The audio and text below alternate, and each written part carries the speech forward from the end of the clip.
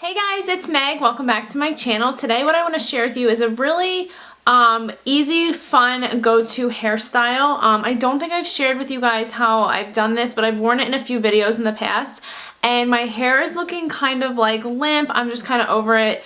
It needs a trim again, and I think I'm going to spruce the color up a little bit, but I'm not quite sure yet.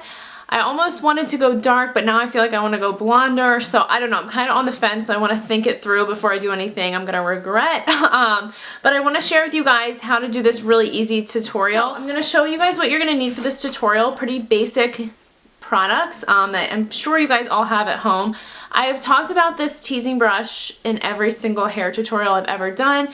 This is the Spornet Little Wonder teasing comb. It might have some hair in it. This is from Sally's and it's under or around $5. You need this in your life if you ever want to tease your hair or get like a nice precise point. This does have a point on it. It's not like the pointiest point, but it's like good enough to get a straight part. So I love that brush. I have one in pretty much every color they sell. I'm also going to need like 3 bobby pins depending on how thick or thin your hair is. And I have a ponytail just in case I decide to put my hair up. And some John Frieda hairspray, my go-to hairspray. I love this stuff and just nothing compares to this. So I love that. Okay, so first, I normally always part my hair on the side. It's rare that I part my hair down the middle just because I do have a weird cowlick. As you guys can see, my hair always like gets really awkward when I try and part it in the middle, so I have to really work with it. But anyway, that's besides the point. The point is you want to part your hair over to far to the side. So let's see if we can clean this part up a little bit. And you can do this as far over as you want. That's where I'm going to start, and I'm also going to kind of draw a diagonal line across to meet the back of my ear here. Alright, so then the rest of this hair you're going to brush out of the way and put into a ponytail. So I just have kind of that sliver of hair that I'm going to be braiding, and the rest I'm just going to put back in a loose bun. I'm going to do an inside out braid, so you can do whatever kind of braid you know how to do. Or you could even twist it, which looks cute too. And then it's basically just a French braid. So with every piece I take, I'm going to grab a tiny bit of hair and fold it under instead of going over. So take a piece and fold it under. Hey, no, no, no, hey, no, no, no.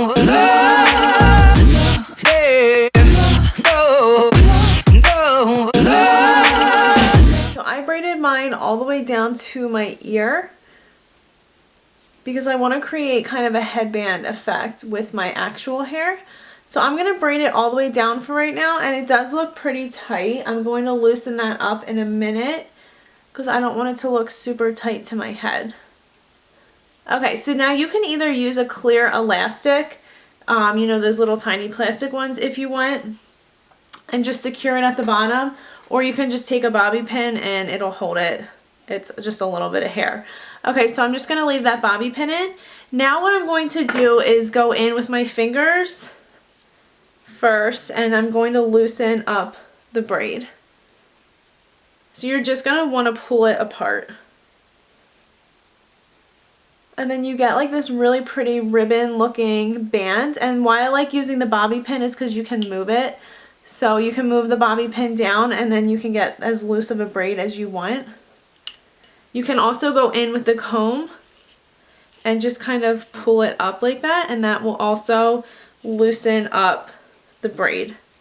And you can make it as big as you want. I really didn't use a lot of hair. You guys can see how like miniature this piece of hair is that I did braid, and it just puffs up really nicely just by playing with it and using your fingers and the little pick part of the comb.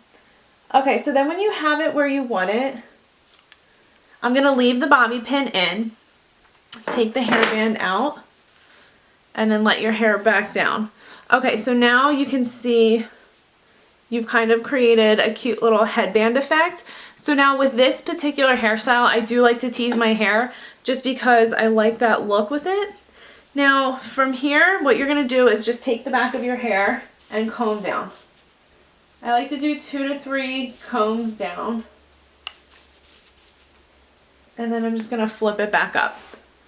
Okay, then from there, you can brush it out and make it as little or as big as you want. Okay, so now I like it like this. From here you have a couple different options as to what you can do. You could leave a clear elastic in the bottom, which I think looks cute, or you could take another bobby pin and just pin it right underneath the ear. I slide one bobby pin in and that will hold it perfectly fine for me. Like I said, if you have really thick hair, and even taking like a 2-inch section of the front of your hair is a lot of hair for some people, then just by all means use more than one bobby pin. You can just secure it with an X at the ear, and you can just add that second bobby pin in and it's not going to move. And then you would just let this bottom piece out. So now I have it bobby pinned at my ear, and then this piece just hangs down. But if this would annoy you, just pin it back farther so that it's not hanging over your ear. But since I have the rest of my hair down, it just blends in. And I think this is a really cute hairstyle, and it's just a little bit something different. I really love how it looks. But from here, you can do a ton of different things. You could take it into like a low ponytail. And then I think that's cute. You could tie this into a little bun and like spread that out, and I feel like you have like a nice chic little updo and it's out of your face. Or you could even do like a half up, half down type of thing, where you would just pin up half of your hair and then you have the other half hanging down just like that. And then in the back, you would just pin it with 2 little pins right there. So I might actually leave it pinned half up, half down. I'm just going to take this bobby pin and put it there. Take the other one and just create an X. And I'm just going to leave it like that.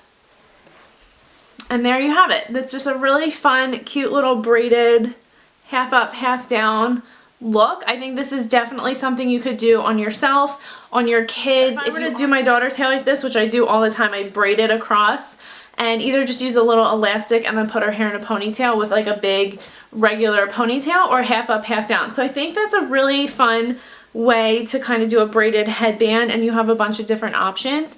And sometimes I just like having my hair out of my face, and especially in the days now where it's like you're wearing scarves and really thick jackets, I think it's nice to have your hair not hanging in your face and getting tangled and all of that stuff. So I hope you guys enjoyed seeing this. Thank you so much for watching, and I'll see you in the next video. Bye!